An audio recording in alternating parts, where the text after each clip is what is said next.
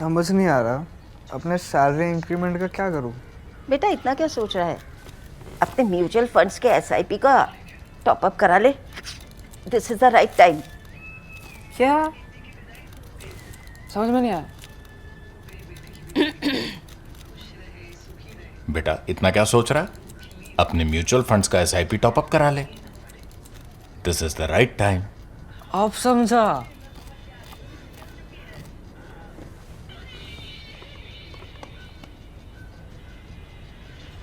Mutual fund investments are subject to market risks. Read all scheme-related documents carefully. In Operation Sindoor, fighting has paused for now. We could have said fighting has stopped. It's always good to be optimistic, but it's better to be realistic. So let's say fighting has paused because we don't know what will happen tonight, if more of those things will come floating in some place, one of our border districts, and God knows what's inside one of them or a few of them. So let's hold our horses and say the fighting has paused. As the fighting has paused, it is time for signalling.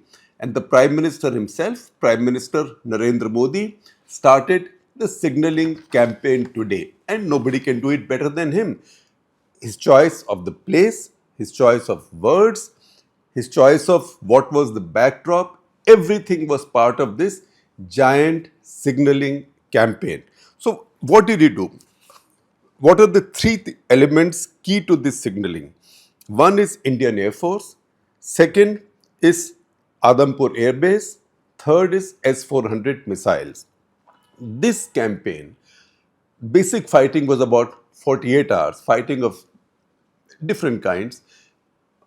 Kinetic combat in the beginning when the Indian Air Force aircraft went up and dropped their ordnance, and also Indian Army carried out drone and loitering munition strikes over the camps and launch pads in POK.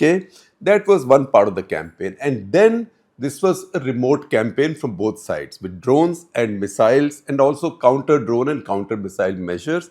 In most of this, the air forces on the two sides were involved. So this was really an Air Force versus Air Force skirmish.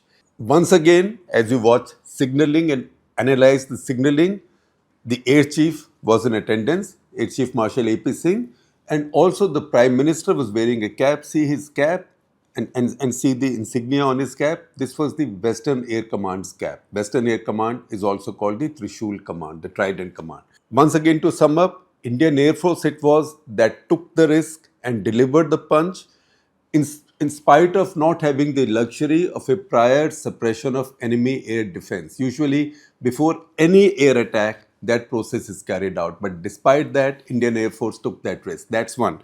Second, it delivered its own counter punches to degrade Pakistan's own air defenses. And third, it prevented any effort by Pakistan, in fact, a massive effort by Pakistan to disrupt India's air defenses.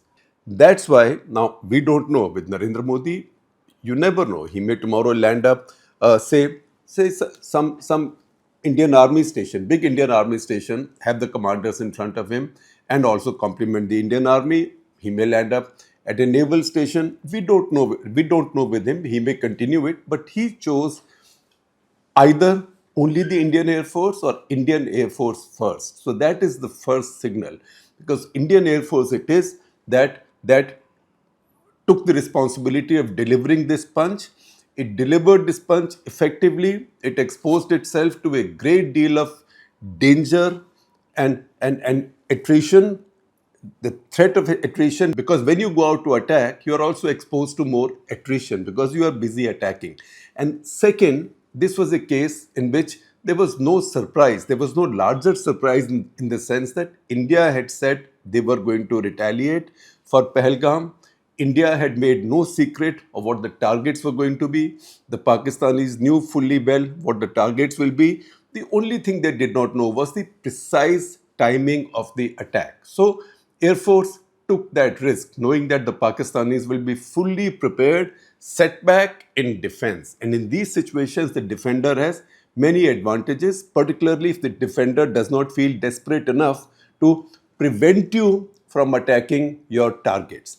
That is the risk the Indian Air Force took. Indian Air Force delivered all the weapons it heard at the Pakistani targets. They all hit home in the correct places. Also this time, unlike Balakot, arrangements were made to get pictures taken. So there was obviously a drone hovering somewhere there, making videos and sending back pictures, all of which it did before the drone sacrificed itself. So the Air Force it is that delivered it. Even the next day, Air Force shot down a lot of the drones and Pakistani missiles because Air Force controls IACCS, and then the counter strikes on Pakistani air bases. The counter strikes on Pakistani air bases. We don't have the details as to who made those strikes, what was used. We can only go by what the Pakistani Air Force has said. Pakistani Air Force said that their bases were hit by India's air-launched weapons, air-launched missiles. So that also was done by the Air Force. So Air Force was the tip of the spear in this case. That's why he chose an Air Force base to deliver this message. Second, why Adampur? Now I will tell you some stories about Adampur as we go along, but Adampur is a critical air base in the Punjab region. You can see it is part of a trident. It's part of a trident that protects all of Punjab. In fact, the access to the NCR from that region, and that triangle is Halwada near Ludhiana, about 35 kilometers from Ludhiana. Adampur, which is about 22 kilometers, see how I'm indicating these directions, about 22 kilometers from Jalandhar, and Pathankot, say about 70, 80, or maybe about 100 kilometers from Adampur.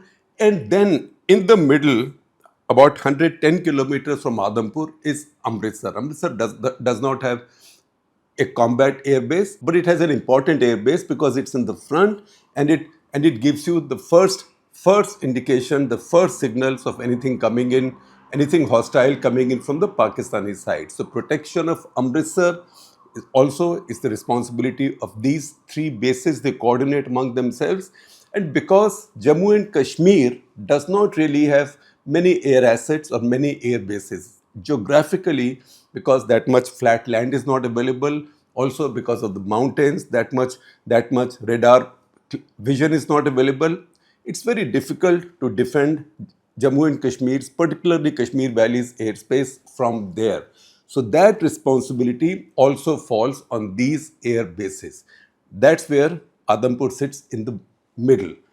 The Pakistanis claimed that they attacked all of these three air bases. They said they attacked Pathankot, Adampur, and Halwada.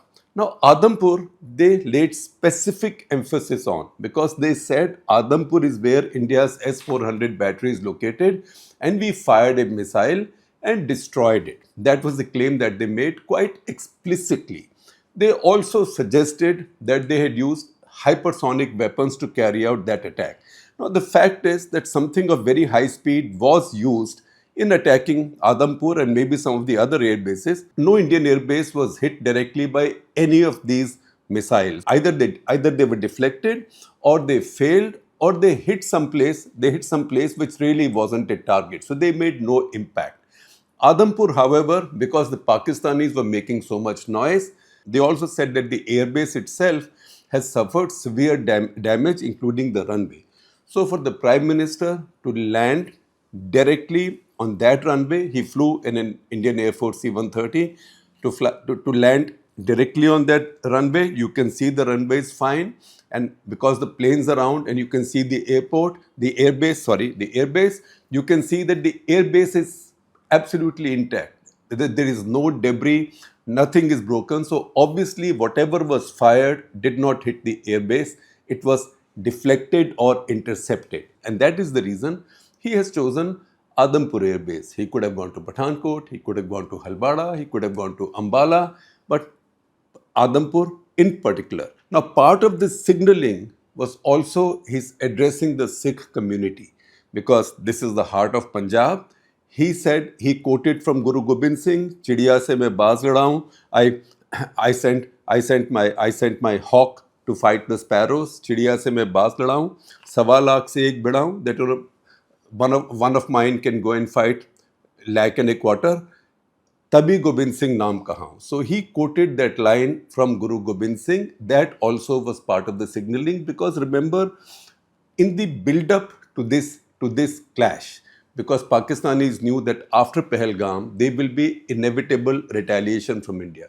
Pakistanis have been determinedly and desperately targeting the Sikh community in India and trying to create a Hindu-Sikh divide, to the extent that among the most ridiculous things I heard, and I also posted some tweets on that. I rarely tweet these days except to share my colleagues' work. But that night when I was watching this, the toughest night of three, the night intervening 9th and 10th, Pakistani DG ISPR suddenly came in and gave a video message. It was an incredible video message. He said that India has launched six ballistic missiles on Amritsar from Adampur, because India does not like the Sikh community and India is trying to exterminate the Sikhs, and we Pakistanis, he said, always stand by the minorities. I mean, where's my violin? You can bring it out, right? Maybe I'll start playing with him.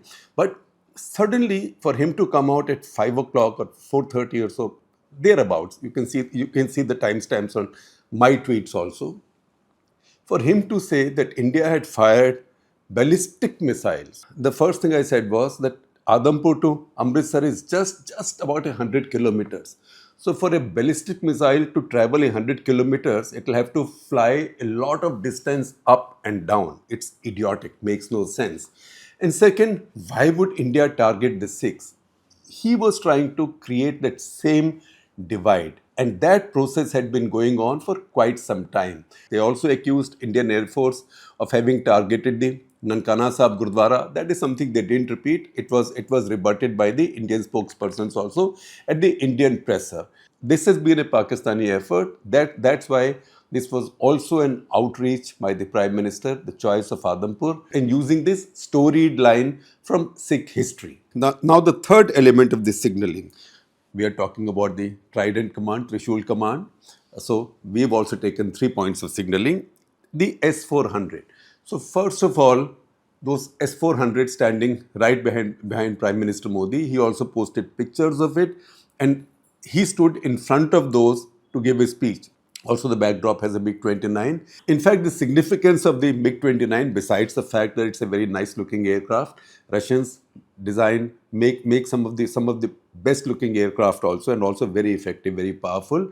The significance is to show you that the base is operating all right. You see the hangars behind it, infrastructure there, the aircraft are there, Modi lands there. So that puts paid to the larger lie that Adampur airbase has been written off. It will take a long time for it to become operational. It is fully operational and you see no sign of any damage anywhere. Now S-400, that is the defining picture of Op Sindoor now. Defining picture because this is what kept Pakistan Air Force deep inside their own airspace. They worry greatly about it.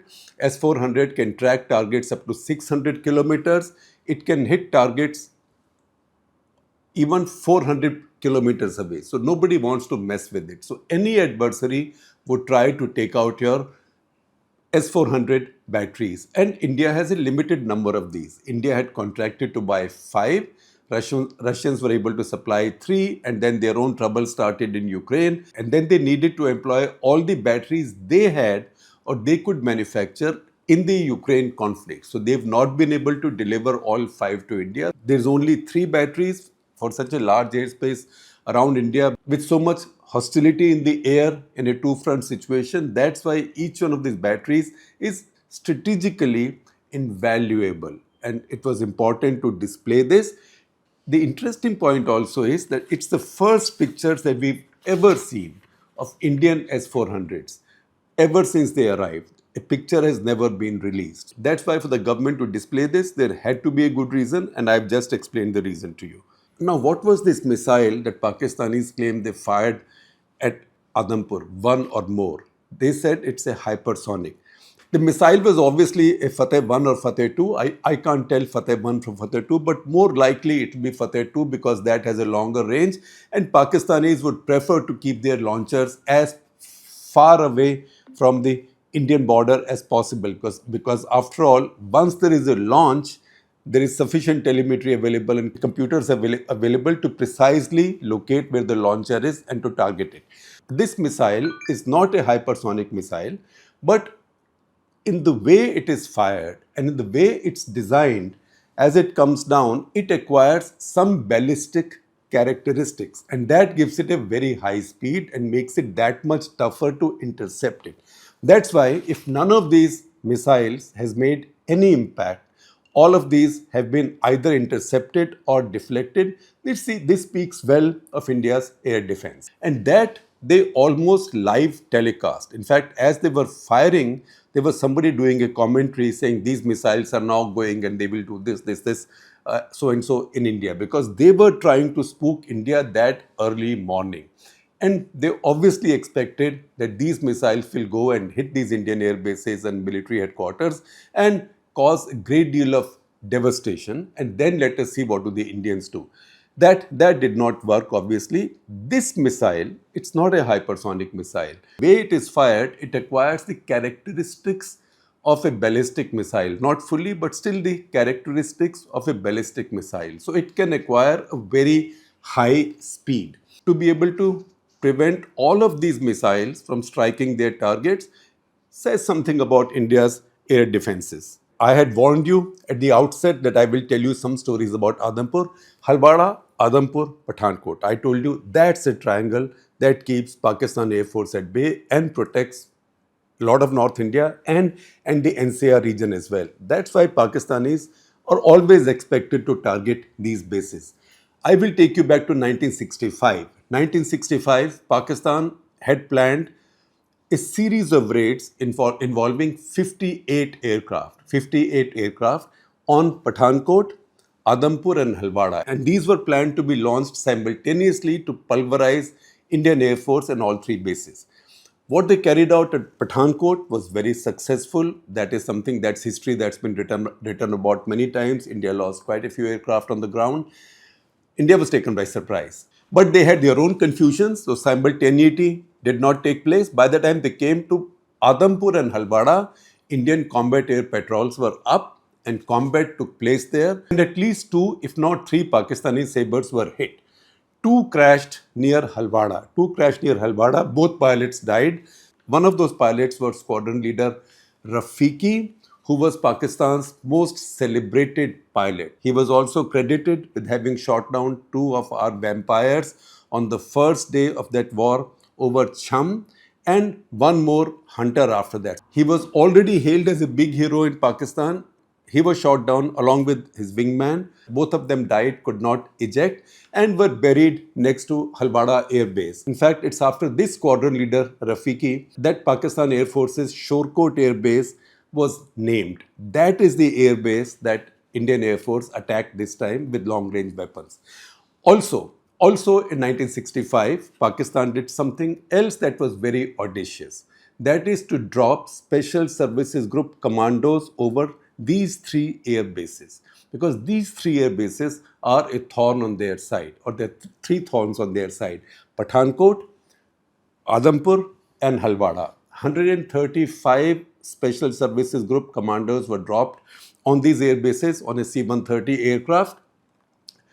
Immediately, that was the most disastrous operation. As audacious as it looked, it turned out to be a disaster. Of the 135, only 10 could go back. Why? Because Punjab police, civilians, even with sticks and lathis, they chased them even in their sugarcane fields and caught them.